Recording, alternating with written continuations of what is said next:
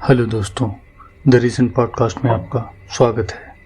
तो आइए आज फिर से सुनते हैं कुछ सच्ची और डरावनी घटनाएं। आज की सारी घटनाएं टाइम के ग्लिच के ऊपर होंगी। तो आइए पहली घटना सुनते हैं। मेरा नाम वेदांत है और मैं नर्मदापुर नाम के छोटे से शहर में रहता हूँ।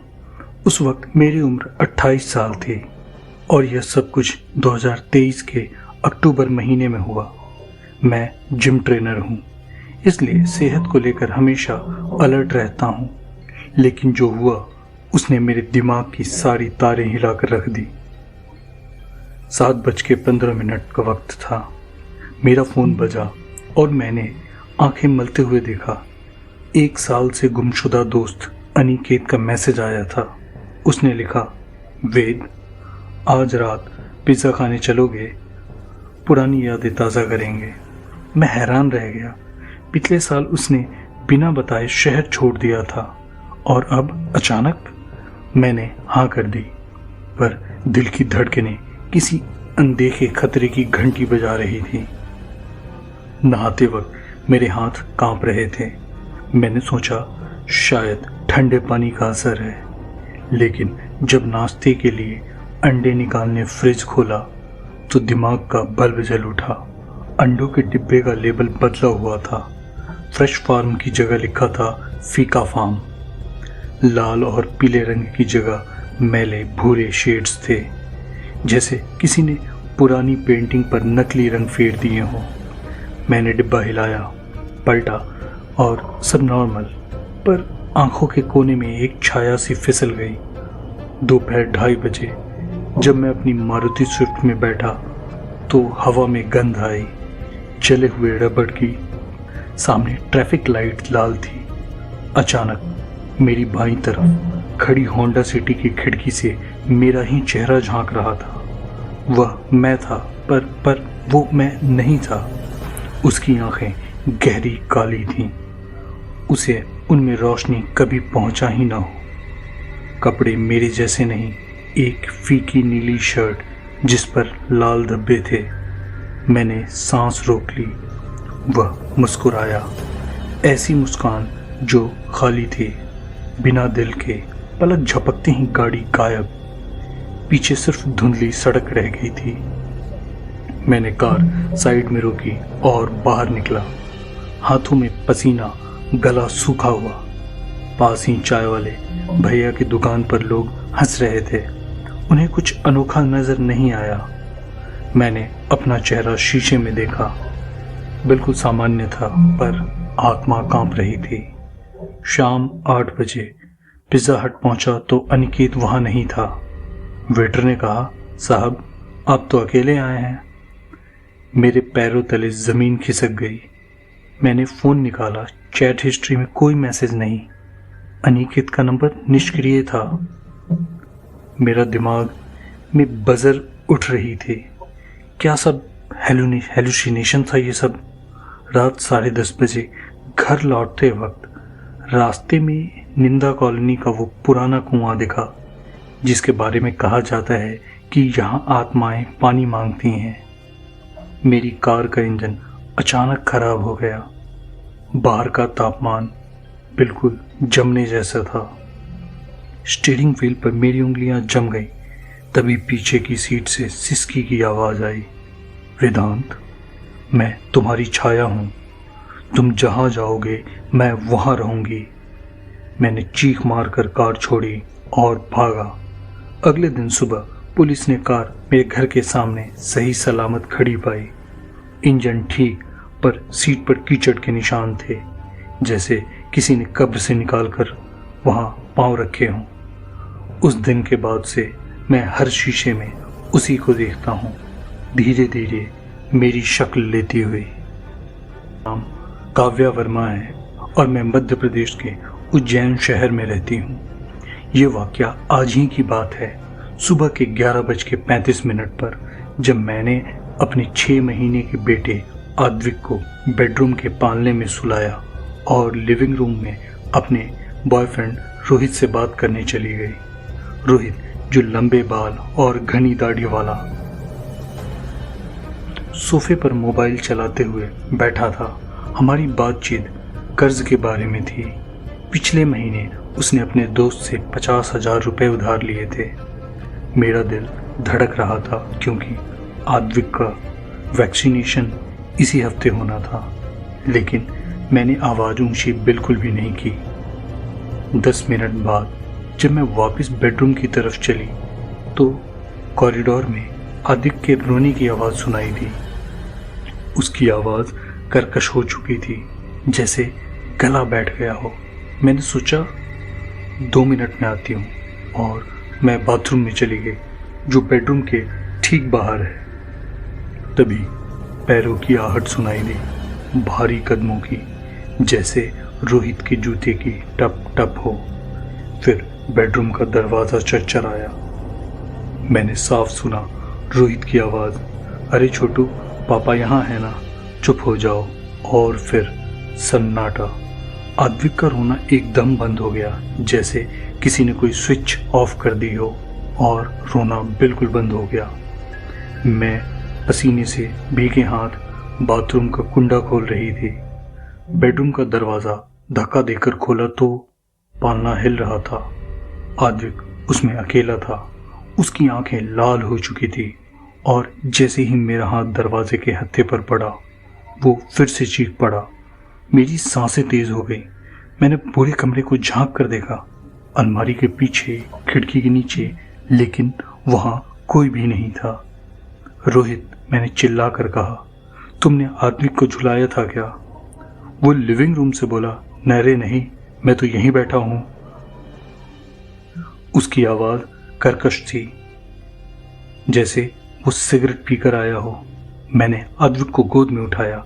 उसका शरीर बिल्कुल ठंडा था, हालांकि कमरे में हीटर चल रहा था। तभी मेरी नज़र पालने के पास रखे खिलौने पर पड़ी। एक लाल रंग का झुनझुना जो हमने कभी खरीदा ही नहीं था। उस पर काला धागा बंधा था, और साथ में लहसुन की एक कली, जैसे कोई तांत्रिक जैसी क्रिया किसी ने करने की कोशिश की हो। रोहित जब कमरे में आया तो मैंने देखा उसकी दाढ़ी में सफ़ेद बाल नहीं थे, जो कल तक चांदी की तरह चमकते थे। मैंने पूछा, तुमने दाढ़ी में हेयर कलर लगाया है क्या? वो हंसा, काव्या, तुम्हें क्या हो गया है? मेरी दाढ़ी तो हमेशा से काली थी। शाम को जब मैंने आंगन में बैठी अपनी दादी को ये सब बताया तो उन्होंने अपनी लकड़ी की छड़ी से ज़मीन पर कुछ आकृतियाँ बनाई। बेटी, उनकी आवाज़ कांप रही थी, ये वो हैं जो बच्चों की सांसों से खेलते हैं। किसी ने तुम पर नज़र डाली है। उन्होंने मेरी हथेली पर हल्दी और लाल मिर्च बांधकर एक काला धागा लगा दिया। इसे आद्विक के गले में बांध दो, पर रात को उसके कमरे में अकेले मत जाना। लेकिन रात 2:17 पर आद्विक का रोना सुरीली चीख में बदल गई। मैंने काला धागा पहनाया हुआ देखा, वो जलकर काला हो चुका था और आद्विक के गले पर निशान पड़ गए थे। मैं बेबस होकर रोने लगी। तभी बाथरूम से वही आवाज़ आई, चुप हो जा छोटू, पापा यहाँ हैं। इस बार मैंने दौड़कर दरवाज़ा खोला।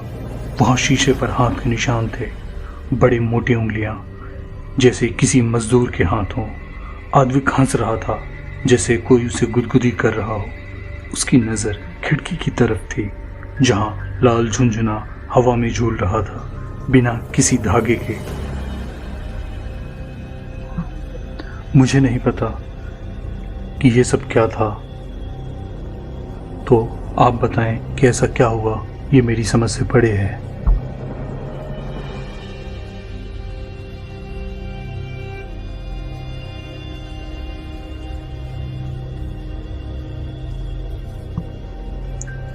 अगली घटना। मेरा नाम विशाल है और मैं इंदौर के पास एक छोटे से कस्बे सुखनगर में रहता हूँ। उस वक्त मैं 22 साल का था और ये घटना 2023 की सर्दियों की है। उस दिन मेरी बर्थडे का दिन था। अगले दिन की सुबह रात भर एक्साइटमेंट में सोया नहीं। रात भर मैंने अपनी प्रेमिका शैलजा से बात की और उसके साथ समय बिताया। सुबह 5 बजे उठकर ऑफिस जाना था, लेकिन नींद नहीं लग रही थी। बाहर कड़ाके की ठंड थी, हवा में पाला जम रहा था और थर्मामीटर -5 डिग्री सेल्सियस दिखा रहा था। कार स्टार्ट करते ही मैंने हीटर पूरे बल पर चला दिया। शीशे पर पतली बर्फ की परत जमी थी, जिसे साफ करते वक्त मेरी उंगलियां सुन्न हो गईं। सड़क बिल्कुल सूनी थी, लाल बत्तियां टिमटिमा रही थी और मेरी सांसों से निकली भाप शीशे पर धुंध बन रही थी। अचानक मुझे याद नहीं कि कितनी देर बीत गई। एक पल मैं सीधा रास्ता देख रहा था, अगले ही पल मेरी कार बाईं लेन में घुस चुकी थी। सामने एक सफ़ेद एटियोस का पीछे वाला शीशा मेरी आंखों के सामने टूटता दिखा। मेरी कार का बायां साइड मिरर चकनाचूर हो चुका था। मैंने चीख लगाई, ऐसी आवाज़ जैसे बच्चा डर गया हो। ब्रेक मारते ही टायरों की चित्कार ने मेरे कानों में दर्द भर दिया। सड़क किनारे रुककर मैंने देखा, उस सफ़ेद कार से एक आदमी उतरा। वह 35 से 36 साल का, गोरी चमड़ी वाला, घने कालो बालों वाला, लेकिन उसकी दाढ़ी में सफ़ेद रेशे चमक रहे थे। उसकी आंखें लाल थीं, जैसे वो रो रहा हो या गुस्से से जल रहा हो। उसने मेरे दरवाजे पर जोर से थपकी मारी। ये क्या माजरा है भाई, जिंदगी से खेल रहे हो क्या? मेरे मुंह से बस निकला, माफ कीजिए, मुझे नहीं पता कि क्या हुआ।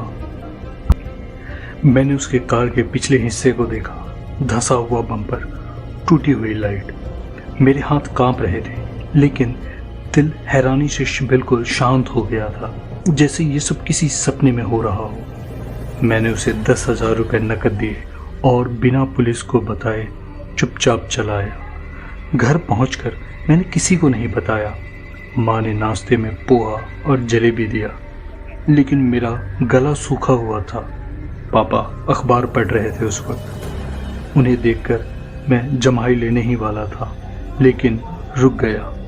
पापा की उम्र 50 साल है, लेकिन आज वो पहले से बहुत कम उम्र के लग रहे थे, जैसे कि वो अब 40 साल के हो गए हों। उनके चेहरे पर झुर्रियाँ बिल्कुल भी नहीं थी और बालों में सफ़ेदी नहीं दिखी। मैंने पूछा, पापा आपने हेयर कलर लगाया है क्या? वो हंसे, अरे तू सपने में है क्या? मैंने कभी नहीं लगाया। उस दिन के बाद से सब कुछ अजीब सा होने लगा। शैलजा ने बताया कि हम दोनों पिछले महीने गोल्डन कैसीनो में गए थे, जहां मैंने 2 लाख रुपए जीते थे। मेरे मोबाइल में उस रात की तस्वीरें भी थीं। मैं लाल शर्ट में हूँ, हाथ में नोटों के बंडल, लेकिन ये सब मुझे याद क्यों नहीं है? शैलजा के चेहरे पर चिंता थी। जो कुछ भी मैं बता रहा था ये उसे परेशान कर रहा था। शैलजा ने कहा, तुम्हें कुछ हुआ है क्या? डॉक्टर के पास हम चल सकते हैं। मेरे दोस्त जय और मयंक, जो हमेशा मजाक उड़ाते हैं, उन्होंने भी गंभीर होकर पूछा, तू उस आदमी के पास क्यों लौटा? पता है ना, ऐसे लोग ठगी करते हैं। पर मुझे लगा जैसा वो कुछ छिपा रहे हैं। एक रात मैंने आईने में देखा, मेरी आवाज़ भारी हो गई थी। बचपन से मेरी आवाज़ पतली थी, लेकिन अब ये गंभीर लग रही थी। माँ ने कहा, अरे तू तो बड़ा हो गया है, जैसे माँ के लिए ये बिल्कुल सामान्य बात हो। सबसे डरावनी घटना तब हुई जब मैंने अपने कमरे में डार्केस्ट डंजियन गेम खुला देखा। स्टीम लाइब्रेरी में ये गेम पिछले 72 घंटे से खुला था, मतलब 72 घंटों तक इसे किसी ने खेला था, लेकिन मुझे याद नहीं कि मैंने इसे कभी छुआ भी हो। रात को सोते वक्त मैंने आहट सुनी, जैसे कोई खिड़की के बाहर से सांस ले रहा हो। मैंने पर्दा हटाया तो दूर सड़क के लैंप की रोशनी में एक पतली सी छाया खड़ी थी। वो मेरी तरफ देख रही थी। अगले दिन मैंने उसे सफ़ेद एटियोज वाले आदमी को ढूंढने की कोशिश की। गैराज वाले ने बताया वो कार तो यहाँ कभी आई ही नहीं। पुलिस थाने में जाने पर दर्ज हादसों की फाइलें में रिकॉर्ड नहीं मिला, मानो वो टक्कर कभी हुई ही ना हो। आज 1 महीने बाद मैं अपनी ही जिंदगी में अजनबी हो गया हूँ। कल रात शैलजा ने मुझे पुरानी तस्वीर दिखाई। हम दोनों हॉर्स राइडिंग कर रहे हैं। मैं जोर से चिल्लाया, मैं तो कभी घोड़े पर चढ़ा ही नहीं और ये हॉर्स राइडिंग मुझे बिल्कुल नहीं आती। उसने हैरानी से कहा, पर ये तो तू ही है ना, देख तेरे हाथ पर वो निशान। सचमुच मुझे नहीं पता कि मैं इस दुनिया का हूँ या किसी और का। कभी कभी रात को खिड़की से वो छाया दिखती है, अब वो पास आ गई है। कल रात मैंने सपने में देखा वो सफ़ेद कार वाला आदमी मुझे हंसते हुए देख रहा था। उसकी आंखों में लाल रोशनी है और उसके हाथ में मेरी पुरानी तस्वीर है जिसमें मैं आज जैसा दिख रहा हूँ। ओके दोस्तों, ये थी आज की कुछ सच्ची घटनाएं। तो आप बताइए कि आपको ये कहानियाँ कैसी लगी और आप अपनी कहानी मुझे इंस्टाग्राम पे भेज सकते हैं। सुनने के लिए धन्यवाद।